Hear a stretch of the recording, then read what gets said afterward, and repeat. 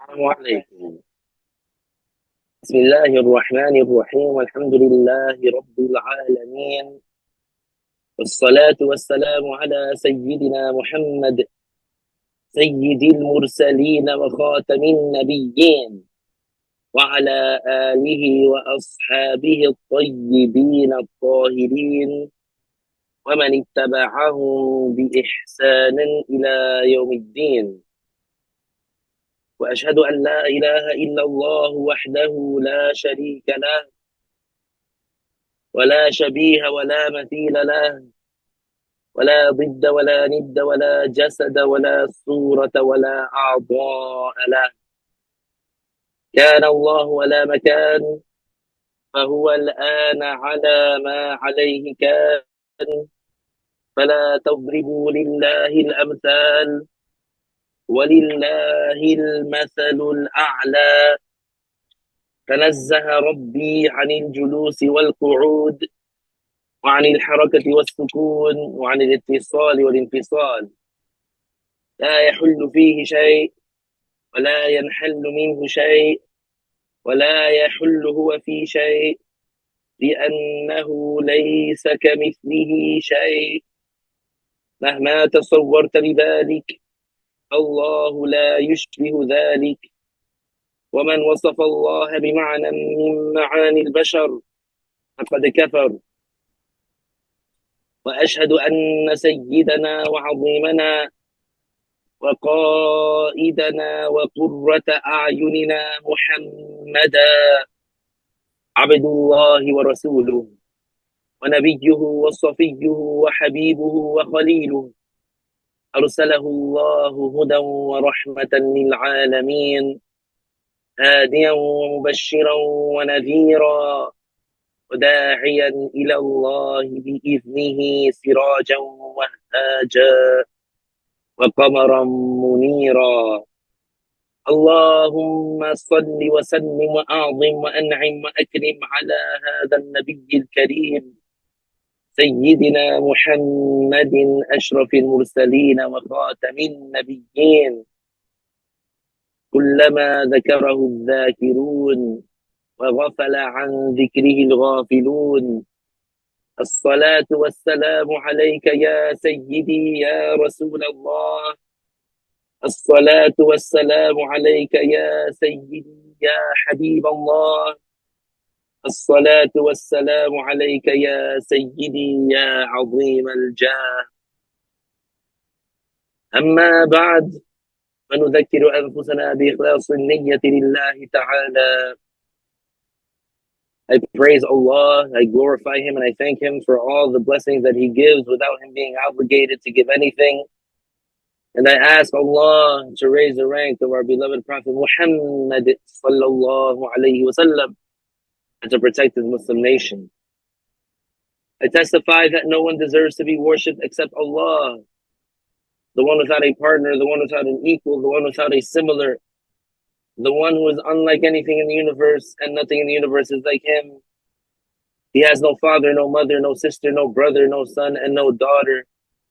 He exists without time and place because He is the creator of time and place. He does not reside above the throne, and He is not attributed with fatigue, like the Jews say. Our Lord is glorified beyond any imperfection that the non-Muslims attribute to Him. Whatever you imagine in your mind, Allah Ta'ala does not resemble that. And whoever attributes an attribute of the creations to Allah is outside of Islam. And I testify that Muhammad sallallahu alayhi wasallam, the son of Abdullah, the son of Abdul Muttalib, the son of Hashim, the son of Abdul Manaf, from the tribe of Quraysh, is the best creation of Allah and His final prophet and messenger, sent to all humans and jinn, and He is truthful about everything He conveyed of the revelation. Thereafter, remind ourselves to have the sincere intention for the sake of Allah in attending this session of Islamic knowledge, because having the sincere intention is a requirement to get the reward. So the Muslim, whenever he does a good deed, he has to have the sincere intention for the sake of Allah to get reward for that good deed. The reward is defined as the compensation that the Muslim receives in the hereafter for the good deeds that he did in this life among what makes him happy. An example of the reward that is guaranteed to the righteous Muslim in the grave is that his grave is expanded approximately 105 feet by 105 feet, and his grave is illuminated with a light similar to the light of the full moon, and the fragrance of paradise will be present on the grave. The sincere intention means for the Muslim to do the good deeds, seeking the acceptance of Allah only, and not the praise of the people. So, alhamdulillah, we are grateful to Allah. We thank Allah for all the blessings that He gave us. And the greatest blessing being the blessing of being Muslim, of being a Muslim. And we would not have been guided to Al-Islam had it not been for Allah guiding us to Al-Islam. We would not have believed in the truth and accepted the truth had it not been for Allah guiding us and making our hearts accept the truth. So we are thankful for that. We're grateful for that. Because there are some people who they witness the prophets walk the earth. They witness miracles. There are people that they live in contact with Prophet Muhammad sallallahu alayhi wasallam, and they knew him since childhood, and they witnessed him grow up, and they witnessed his virtue and his truthfulness and his honesty and his purity and his piety. Yet they still did not believe. When he told them, I am a messenger of God. They witnessed him, they saw him, they knew him, but they did not believe in him. They did not believe him when he told them, I am a messenger of God sent as a warner and as a giver of glad tidings, as a warner and as a giver of good news. The good news goes to the ones who believe and obey. And what is that good news?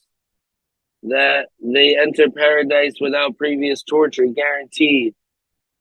Why is that? Because Allah Ta'ala, He guaranteed that whoever believes in Him, whoever believes in Allah and His Messenger,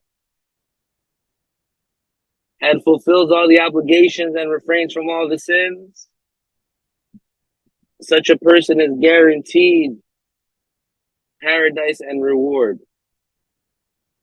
And we mentioned some of that reward that is guaranteed, Danny. Why do we mention it?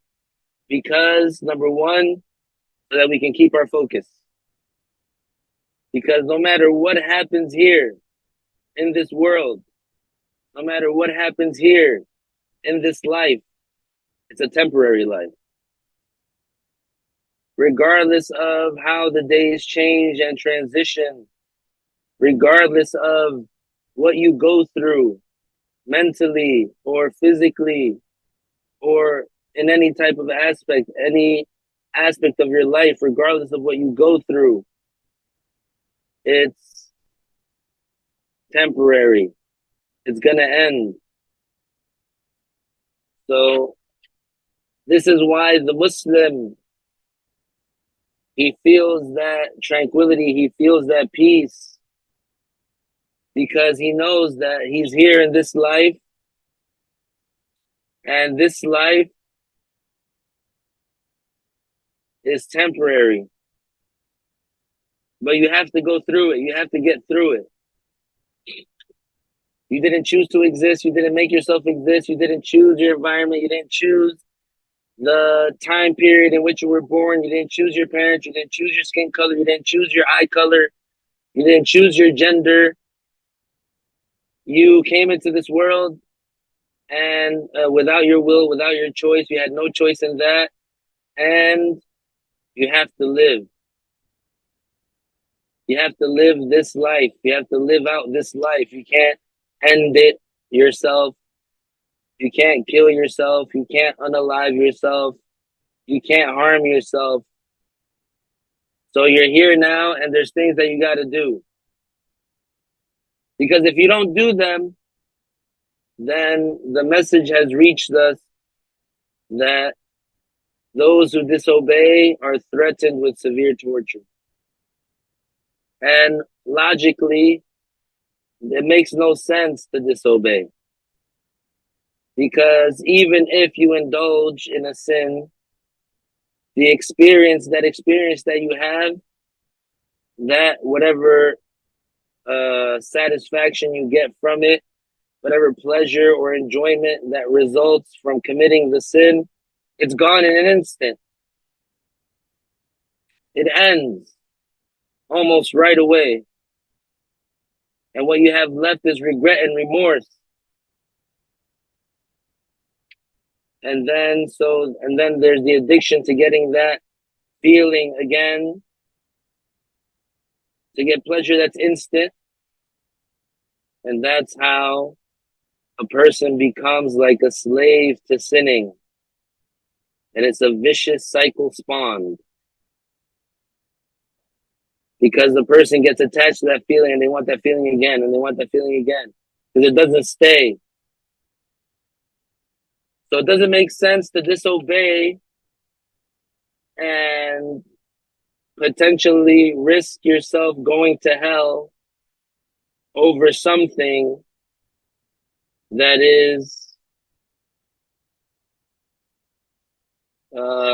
temporary, over something that doesn't last, over something that is really not that, it's not that big. That pleasure or that enjoyment that the person gets from anything sinful in this life, it's really not big. It's really not special. It's really not something that has a high status. So the Muslim always should have that focus. And thinking about paradise or thinking about the reward in the hereafter, it helps the Muslim be patient. Because that's all it is. It's a matter of being patient.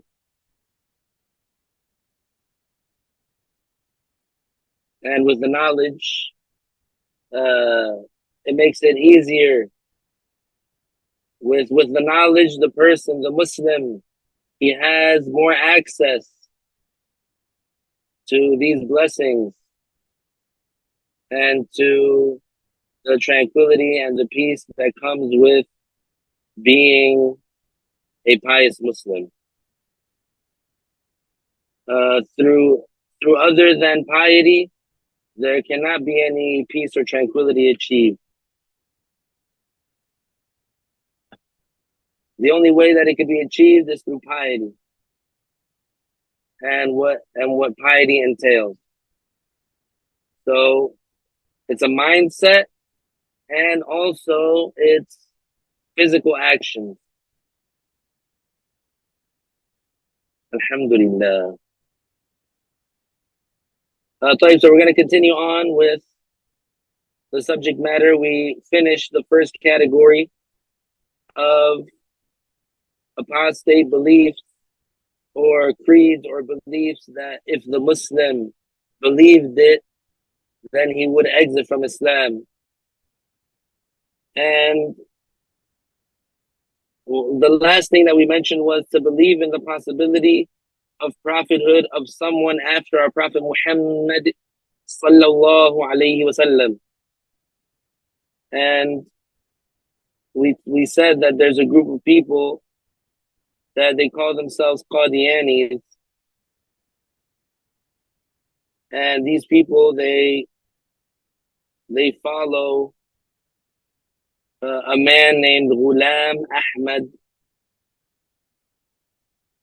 and these people they claim to be Muslims. They supposedly have mosques.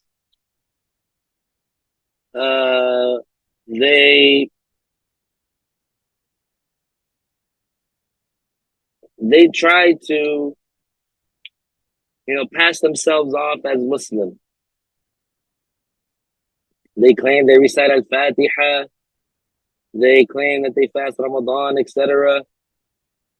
So if a person, if a Muslim, if they don't, if they're not aware of these people, they might think that these people are actually Muslim, but they're not. Because even though they say that they're Muslim with their tongue, and even though that they say that they're Muslim with their outward appearance, but their creed is completely against Islam. And it's one of the main aspects of the creed of Islam that they contradict. And it's known by necessity amongst the Muslims that Prophet Muhammad sallallahu alayhi wasallam is the final prophet and messenger. So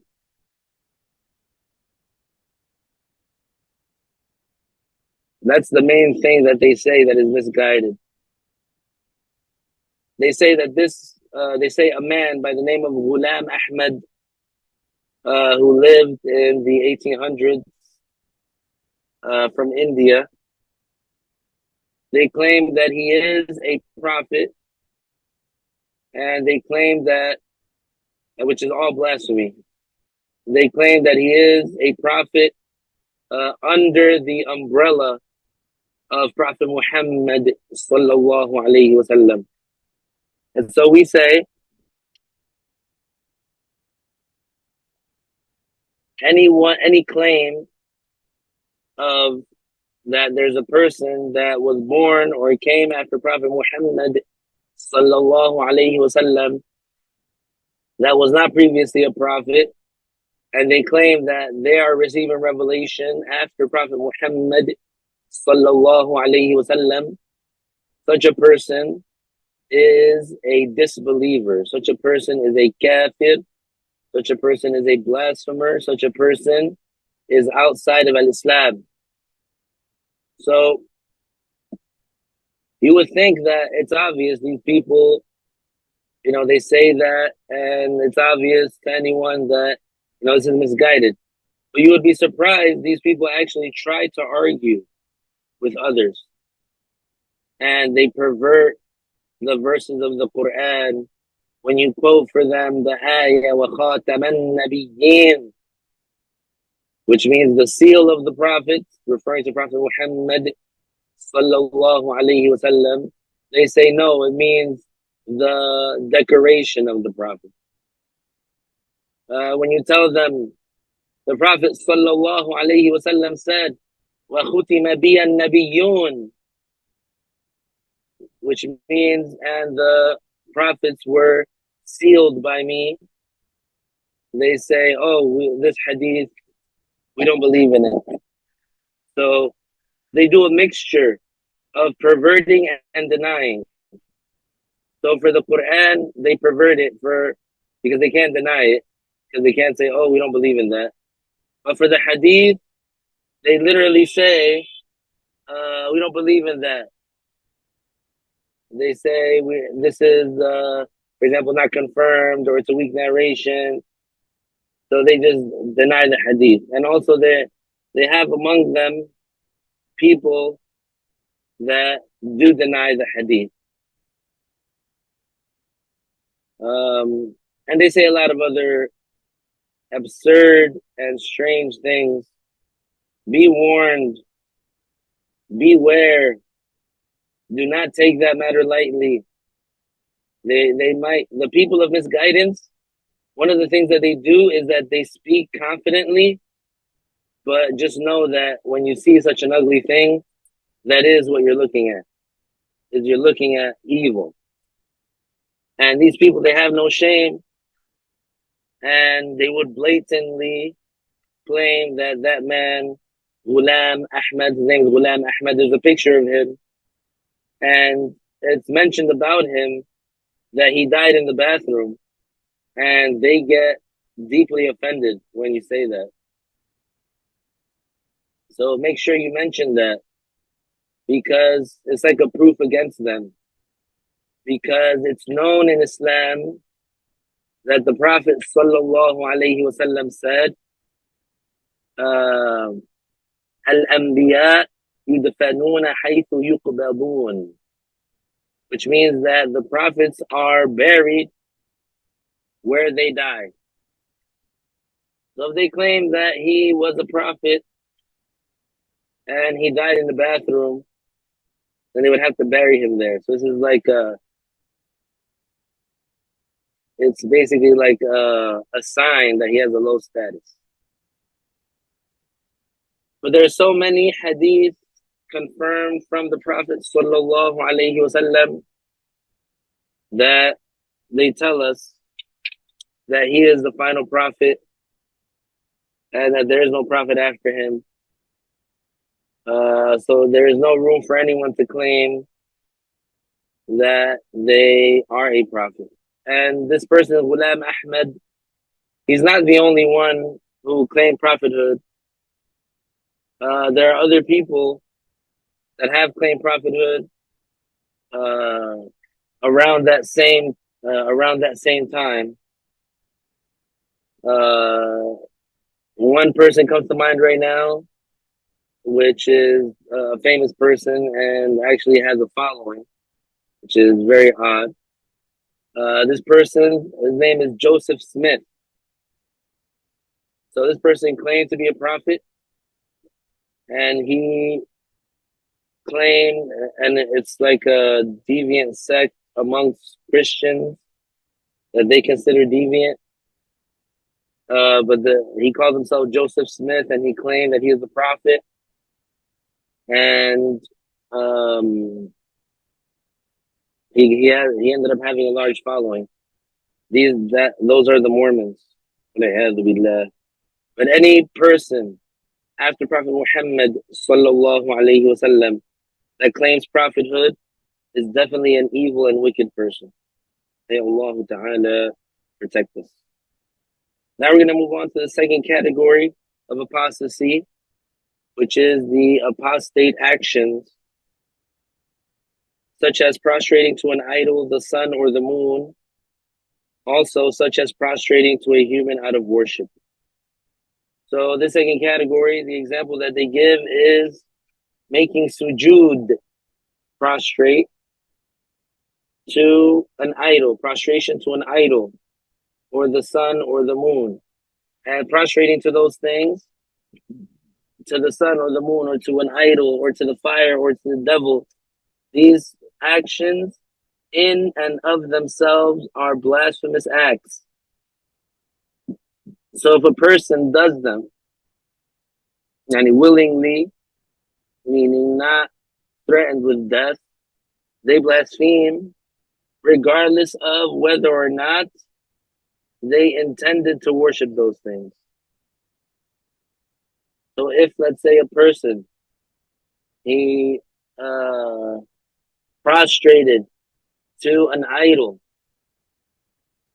and that person was just supposedly playing around, and that person said, I'm not really worshiping it, I'm just being funny, I'm just, playing a joke, they blaspheme. Because that action itself, in and of itself, is a blasphemous action. So there's no detail for that when it comes to the idol or the sun or the moon. or the fire or the devil, anyone who prostrates to any of those things, they blaspheme, whether or not they intended to worship those things. Now, if someone makes sujood, prostrates to a human being, in this case, we check the person's intention. When they made sujood to that human being, did they do it with the intention of worshiping that human? Did they do it with the intention of saluting or greeting that human? If they did it with the intention of saluting or greeting that human, then we say they have committed a sin, but they have not exited from Islam. We say they have committed a sin, but it's not blasphemy.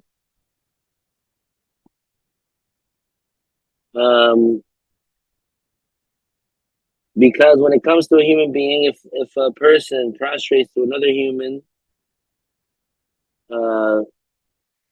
with the intention of worship, then that would make them exit from Islam.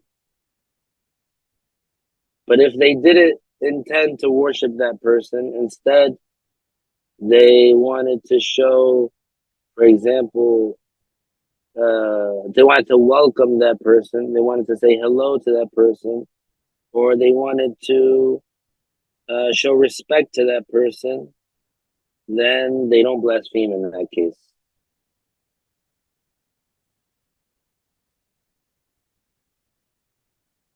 Prostrating to another human, it used to be permissible in the previous laws. So, for example, it was permissible during when the angels they were ordered to prostrate to Adam. It was permissible when Prophet Jacob and his wife and his 11 sons, they made sujood, they prostrated to Prophet Yusuf alayhi salam, because it was not out of worship. However, in the laws revealed to Prophet Muhammad sallallahu alayhi wasallam, it is not permissible to prostrate to another human with the intention of greetings, with the intention of saluting, with the intention of honoring. It's not permissible, it's sinful, but it does not take the person out of Islam. It only takes the person out of Islam if they intend to worship. And some people, they do that, na'udhu billah. They prostrate to another human being with the intention of worship, and that makes the person exit from Islam. Na'udhu billah. May Allah protect us. And we know this because of an incident that happened with the Prophet sallallahu alaihi wasallam and a companion that he had traveled to the Roman lands, which is the lands of Asham at that time, were under control of the Romans. And so when that companion, he returned to the Prophet sallallahu alaihi wasallam, and he saw the Prophet alayhi salatu wasalam, he made sujood. He made sujood to the Prophet sallallahu alaihi wasallam. The Prophet alayhi salatu wasalam, he said, "What is this?"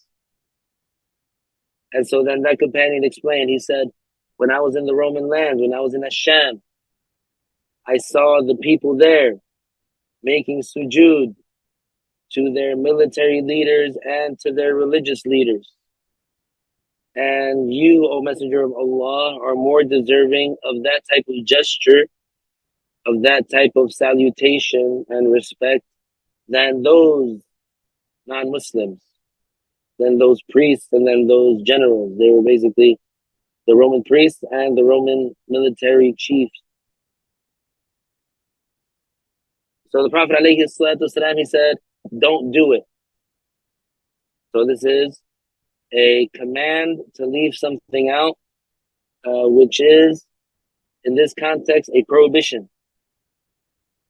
when the Prophet ﷺ says, don't do it, and in this case, what's meant by it is, it's not permissible to do it, so don't do it, meaning it's forbidden, meaning it's unlawful, it's sinful. Then the Prophet ﷺ, he said, لو أمرت أحدا أن يسجد لأحد لأمرت المرأة أن تسجد لزوجها, which means, had I ordered anyone to prostrate to another, I would have ordered the woman to prostrate to her husband. So, and this is a teachable moment from the Prophet sallallahu alaihi wasallam, a great moment of wisdom and teaching, that after he told the companion, don't do it, meaning it's not permissible to do it, don't return to it again. And notice that the Prophet ﷺ did not tell him, you blasphemed, you exited from Islam, why did you worship me, how dare you? The Prophet ﷺ did not say that. The Prophet ﷺ didn't say shirk. He didn't say that. And you see these Wahhabis,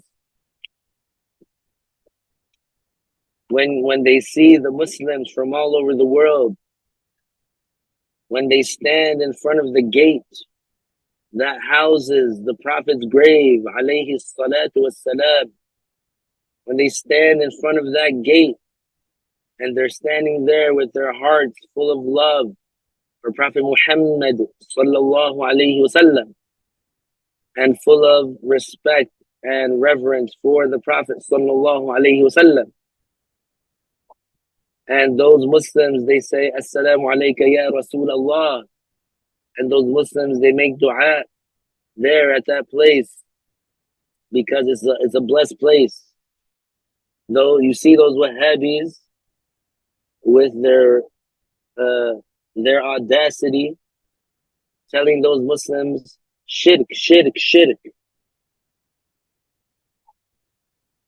And the Prophet ﷺ, when a companion made sujood to him, made sujood, what is one of the biggest apparent signs, manifestations of worship, is putting your forehead to the ground. This companion, he made sujood to the Prophet sallallahu alaihi wasallam in his presence. And the Prophet sallallahu alaihi wasallam did not say shirk. Rather, the Prophet alayhi salatu wasalam, he basically told him, what is this? What are you doing? And that companion explained. And so the Prophet alayhi salatu wasalam told him, don't do it, meaning it's sinful in this revealed law for one human to prostrate to another out of salutation and respect. And the Prophet alayhi salatu wasalam did not judge him as a non-Muslim because that Muslim did not have the intention to worship the Prophet sallallahu alayhi wasallam. So the act on its own was not kufr, was not shirk, was not exiting from Islam. So it depends on the intention. So if a Muslim, he doesn't worship the Prophet sallallahu alayhi wasallam, he knows that the Prophet alayhi salatu wasalam is abdullahi wa rasuluhu, the slave of Allah and his messenger. So when the Muslim, he goes to the grave of the Prophet alayhi salatu wasalam, and he says, oh Allah, I ask you by the virtue of Muhammad sallallahu alayhi wasallam to grant me such and such. The Muslim is not worshipping Muhammad alayhi salatu wasalam. Rather, the Muslim is asking Allah, knowing that Allah is the only creator of benefit and harm, and asking Allah by the status of Prophet Muhammad sallallahu alayhi wasallam. So in reality, the Muslim is not worshipping the Prophet sallallahu alayhi wasallam, and the Muslim is not worshipping the grave. So you see how the Wahhabis, they don't have the proper understanding of worship. And this hadith of the Prophet alayhi salatu wasalam that we mentioned, it shows, it's evidence for that. Because if that had occurred in front of a Wahhabi, immediately he would have said shirk. But the Prophet ﷺ did not say shirk. And so then also the Prophet ﷺ, he highlighted the status of respect and honor that the husband should be getting automatically from his wife. What does that mean? It doesn't mean that the wife is like the servant of the husband, or the wife is like the mommy of the husband, and she, pampers him, and she cuts his food into little pieces so he can eat it. That's not what is meant, because Islamically, what's praised is for the man to serve his family, for the man to serve himself, for the man to do the chores. In the past, the women, they did not touch, they did not milk, it wasn't their, the norm, it wasn't their habit, that, or like the chore that was assigned to them, to milk the animals and things like that. No, that was the men's job. The men did all that. The men did those types of physically demanding jobs. To the extent that Abu Bakr, our master Abu Bakr radiallahu anhu, he used to do it before he became the caliph. He used to do it for a certain family that did not have any men to do it for them. He used to take it upon himself to do it. And even after he became the caliph, he still used to do it. But nowadays, someone might say, some of these men, they need their wives to tie their shoes for them. Subhanallah. But what the Prophet ﷺ was saying is that the husband, he's the leader. The husband, he's the one who directs the family. He's the one who has the authority in the household. If he, for example, is leading his family towards something good, then his wife should be supportive, etc. She should not resist any of the good endeavors that he wants to do. If the husband, he orders something, or he tells her to do something, even if it wasn't her obligation, as long as it's not haram, as long as it's not sinful, she corrects her intention, she does it, seeking the reward. Not like how it is nowadays in many cases, many instances, that the woman or the wife, she thinks that she's the captain of the ship. She thinks that she is the commander in chief. And that's not the case. The husband is the one who, he has to have his hand on the steering wheel, and he's the one who leads the family. He's the one that's responsible for that. And inshallah, in another session, we'll delve deeper into this matter. Now going into the third category of apostasy, which is the apostate sayings. And of course, since we know that it is very easy for people to move their tongues, it is so easy for people to talk and to speak and to, how they say, run their mouths. So we know that the examples of blasphemous sayings and things like that, this is not a restrictive list. This is not like a comprehensive list. This is not like all the examples. These are just some examples that are mentioned that that occurred a lot in some places of the Muslim world. So that's why the author said the third category of apostasy is sayings which are too many to be counted by us. Some examples are to say to a Muslim, "O Kafir, O Jew, O Christian," or "O you without religion." Meaning by that the religion of the addressed person is kufr, Judaism, Christianity, or not a religion. It is not the case, that is, it is not kufr if it was said with the purpose of likening him to these non-Muslims. So this case is very simple. In the first scenario, which is the scenario that is apostasy, that is disbelief that makes the person exit from Islam, it's basically literally calling a Muslim, someone that you know to be Muslim, calling them a non-Muslim while knowing that they're Muslim. Without meaning by that you act like the non-Muslims, or that they did an enormous sin that they thought was blasphemy, so they thought that they exited from Islam. No. The person is literally actually referring to this Muslim that he knows to be a Muslim. He's calling him a non-Muslim, or he's saying that he doesn't have a religion. So that would be blasphemy, that would be apostasy, that would take the Muslim out of Islam, because it's as if he's saying Islam is blasphemy. Because it's as if he's saying Islam is not a religion. It's as if he's saying Islam is Christianity or Islam is Judaism. That's why he blasphemes.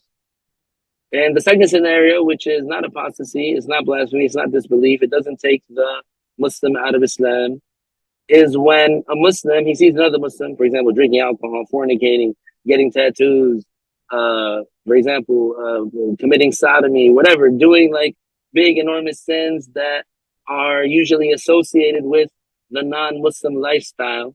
So that Muslim, he saw that other Muslim doing those things, and he wanted to metaphorically say that he's doing such vile acts, he's doing such big sins, he's doing such ugly sins, that it's as if he's a non-Muslim.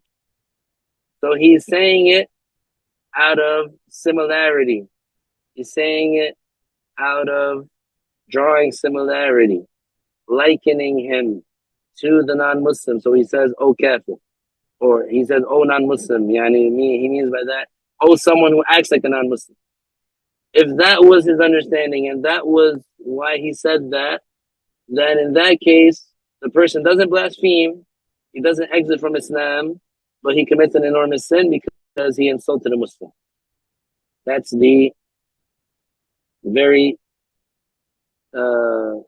summarized, brief matter about this case. The next example is to ridicule one of the names of Allah, the Exalted, His promise, or His threat, by a person who is not ignorant that these matters are confirmed by Allah, the Exalted. So, to ridicule anything that is attributed to Allah, to ridicule His promise, which would be paradise, to ridicule His threat, which would be hellfire. So if someone ridicules, degrades, belittles something that God made honored, something that Allah made honored, then that person blasphemes. If someone, for example, Allah made paradise honored, and it's the abode of enjoyment and bliss to honor the obedient Muslims and to honor the Muslims. So somebody says, oh, paradise, that's child's play, or that's a toy for little children, or like turning their nose up at paradise, then that would be blasphemy. That would be apostasy, because paradise is honored. So if the person knows that paradise is honored and they belittle it, they exit from Islam. If the person knows, for example, that one of the names of Allah is attributed to Allah, that this is a name of Allah, and the person makes fun of it, belittles it, or degrades it, or humiliates it, they exit from Islam. The next example is to say, if Allah ordered me with such a matter, I would not do it. And this would be ridiculing God's order. Or to say, if the Qibla was at such a specific direction, I would not pray towards it. This is ridiculing the Qibla, or something that God ordered. Or to say, if Allah gave me paradise, I would not enter it, with belittlement or demonstrating obstinacy in all these cases. And obstinacy is stubbornness.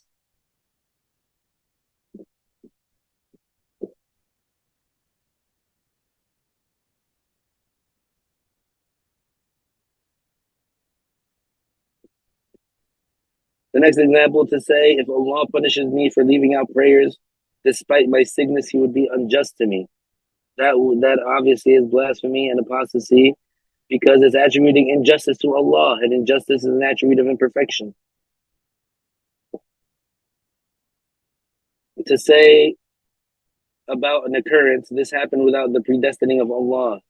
And obviously to say about anything that occurs in this universe that it happened without the will of Allah, of course, that would be contradicting and blasphemy and exiting from Islam. To say, if the prophets or the angels or all the Muslims testified before me that something is so, I would not accept it from them. That would be like discrediting the angels and all the Muslims, which would be blasphemy, apostasy as well, exiting from Islam. To say, with the purpose of belittlement, I will not do that even if it is a recommended matter, sunnah. And sometimes, for example, there's something that's recommended, meaning that it's not an obligation, you don't have to do it. And sometimes the person, because there is an issue with their heart, and sometimes the person, they're not, for example, motivated or passionate or animated to do the sunnah, to do the recommended thing. Something's wrong with their hearts. Yeah, something's wrong with their hearts. But at the same time, they're not belittling. They're not, for example, putting down the sunnah or the recommended matter. They're not degrading it or humiliating it or ridiculing it. They're just saying, for example, someone tells them using the siwak is recommended, come and use the siwak. The person is saying, I'm not going to use the siwak. I'm not putting it down, I'm not ridiculing it, I'm not saying anything bad about it. I'm just saying I'm not going to do it. I'm not going to use it, even though I know it's recommended. In this case, that's not blasphemy, that's not apostasy, that's not disbelief. That does not make the person exit from Islam, because he's not ridiculing the sunnah. But the one who says, I'm not going to do such and such a thing, even though it's sunnah, with the purpose, the intention of ridiculing, belittling, then that person would blaspheme and exit from Islam and commit apostasy, because he's ridiculing, degrading, belittling something that is honored in Islam. Another example, to say, if a person says, if this person were a prophet, I would not believe in him, the person would exit from Islam, because that would be going against the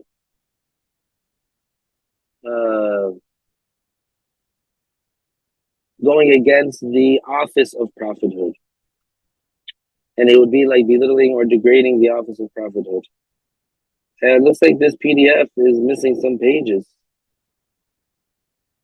So it skips from 23 to 26. I apologize for that. Or is it somewhere else? No, okay. So I'm going to just put up the other one for those 2 pages. So we get through it. And then I'll go back to this one. I apologize for that. Technical mishap. Okay. So we were at, if someone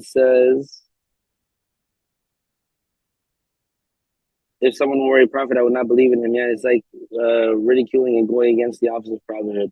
If someone says, what is this law? When a scholar gives a religious judgment with the purpose of belittling the judgment of the Islamic law, then they will blaspheme, because they're belittling the Islamic law.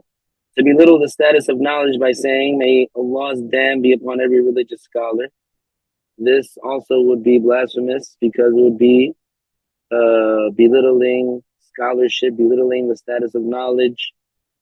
Making that blanketing statement would be also contradicting the religion, because the damnation, when someone says, oh, Allah damn so-and-so, basically asking Allah to make this person distant from God's mercy. So The scholars of Islam, they have a high status. They've been given a high status by Allah. They have been honored by Allah. So for someone to say, may God's name be upon every religious scholar, they would be contradicting and belittling the status of knowledge. To say, I do not acknowledge Allah, the angels, the Prophet, the Quran, the Islamic law, or Islam, of course, would be apostasy. To say, I do not know the judgment with the purpose of mocking the judgment revealed by Allah would be apostasy. To say, Ayah 34 of Surah An-Naba, after one has filled a cup, وَكَأْسًا دِهَاقًا. This ayah refers to a cup full to the brim with the drinks of paradise. And of course, the person, when they, for example, they recite that ayah after he has filled the cup full of wine, for example. So he's belittling what was mentioned in the Quran by mentioning it in conjunction with something that is filthy and sinful, basically mocking the reward that the Muslim would get in the hereafter. So that would be, of course, apostasy. To say verse 20 of Surah An-Naba, after one has emptied a drink, فَكَانَتْ سَرَابًا. This ayah refers to mountains that will vanish on Judgment Day as if they were a mirage. So the person basically is making fun of that, belittling that ayah. To say ayah 30 of Surah Al-Mutaffifin, upon weighing or measuring, وَإِذَا أَكَالُوهُمْ أَوْ وَزَنُوهُمْ يُخْسِرُونَ. This ayah refers to some people cheating and measuring and weighing. And of course, the person recites it upon weighing or measuring with the intention of belittling, with the intention of mocking, with the intention of ridicule. To say verse 47 of Surah Al-Kahf, when seeing a crowd, وَحَشَرْنَاهُمْ فَلَمْ نُغَادِرْ مِنْهُمْ أَحَدًا, which refers to Judgment Day when the people will be assembled without any of them left out, with the intention of belittling the meaning of these ayat. And likewise, whenever the Quran is used for that purpose, if it is used in such situations for other than that purpose, one does not blaspheme. However, Shaykh Ahmad ibn Hajar al-Haytami, he said this is not far from being unlawful.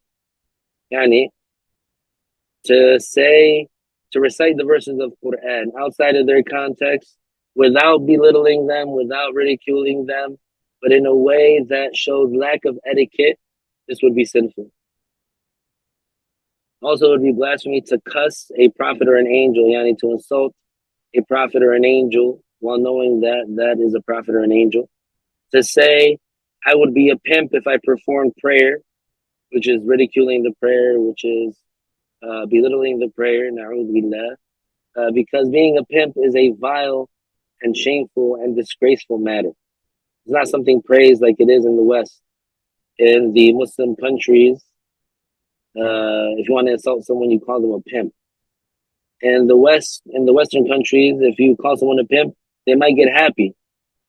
But the reality is that being a pimp is a wicked, low, vile, disgraceful, shameful thing. So if someone says that they would be a pimp if they perform the prayer, it's as if they're saying that they would be a lowlife if they perform the prayer, or they would be a fool if they perform the prayer, or they would be someone that is disgusting if they perform the prayer. So they blaspheme by that because they're insulting the prayer. If a person says, I have not gained any good since I performed prayer, they also blaspheme because they're ridiculing and insulting the prayer. If the person says, prayer is not good for me with the purpose of mockery, and they're mocking the fact that the prayer is an obligation, they're mocking the prayer itself, and they say, prayer is not good for me, this would be apostasy. To say to a descendant of the Prophet, Sharif, I am your enemy and the enemy of your grandfather, meaning the Prophet sallallahu alaihi wasallam, such a person obviously is an apostate. Whoever says that they are the enemy of the Prophet sallallahu alaihi wasallam, then they are a blasphemer. Na'udhu billah. To say anything similar to those aforementioned abhorrent and ugly words. So to say anything similar to what we have mentioned. A large number of faqih or fuqaha, which means jurists, Islamic jurists, and scholars in the Islamic law, A faqih is the one who is authoritatively authoritatively knowledgeable in the religion. Like the Hanafi faqih Badr al-Rashid, who lived close to the 8th century, 8th Hijri century, and Qadi Iyad, may Allah Ta'ala have mercy upon them, enumerated many blasphemous words one needs to know, because whoever does not know evil is more likely to fall into it. Yani, this practice of mentioning or talking about or listing the blasphemous words or blasphemous statements, that is not something new. That is not something that only came up recently or in this century, or something that only our Shaykh, rahimahullah, did. This is something that is the practice of the Muslim scholars from the past. What does that mean? That means that it's the tradition of the Muslim scholars that they list certain things that maybe people began to say a lot during their time, so that people can be warned from it, so that people can know, hey, if you say this statement, you exit from Islam, so that they can guard themselves, protect themselves from dying as non-Muslims. That is a great matter. It's looking out for them. So whoever claims that, our Shaykh is the first one to do this, or nobody did it before him, or something like that, then such a person is ignorant of the tradition of the Muslim scholars. So the rule is any belief, action, or saying which belittles Allah, His books, His messengers, His angels, His rights, which means the well-known practices of His religion, His rules, His promise, or His threat, is blasphemy, apostasy, disbelief. Hence, the human being must use caution with the utmost effort to avoid blasphemy. And it's not difficult, really. First, you learn, for example, this rule, you learn this rule and you follow it. You learn that you should not let your tongue loose. You learn that Raqib and Atid are two angels that are recording everything that you say and do. So you think twice before you speak. Don't just blurt something out because supposedly you want to be funny, or because supposedly you want to fit in, or because supposedly you want to be cool, or because supposedly you want to just fulfill that desire of speaking. Think twice. Think about what you're saying. Think about what it means, what those words mean. And you'll be safe that way. When in doubt, leave it out. If there's a statement that, for example, you doubt about it, it makes you nervous, don't say it. If somebody else says something that is, for example, makes you nervous or is questionable, that person themselves, they're the ones that have to worry, because they're the ones that said it. And as long as that matter is not something that is related to the core meaning of the two shahadas, then you don't have to worry about that matter. If, for example, you didn't fully think about it and you didn't, use your mind and deduce, using the rules, and you came to a conclusion so that you can find out the judgment. If it's not related to those core meanings, and it's not related to, for example, you falling into anything related to the rule. Like, for example, if somebody belittles Islam, you're not going to sit there and say, oh, what's the judgment of that? I don't know. This and that. No, you know what it is. You know what it is. That person belittled Islam, they blaspheme. Khalas. They're the ones that have to answer for it. They're the ones, you don't have to, for example, like, try to make excuses for them. Khalas. Just, they belittled Islam. They know that this is Islam. They know what they were saying. They're conscious. Khalas, they blaspheme. You don't have to be nervous. You don't have to become like one of those people who are constantly afraid or nervous. You know what's the truth. You know what's correct. You stick to that. You cling to that, and you don't want to contradict it. You don't want to belittle it, so you don't have to worry. And with the knowledge, the more that you get of knowledge, then the more firm your footing will be. We ask Allah Ta'ala to protect us from blasphemy, from apostasy, from all types of disbelief. We ask Allah Ta'ala to make us die as perfect Muslims. And we ask Allah Ta'ala to make our final words, La ilaha illallah Muhammadun Rasulullah.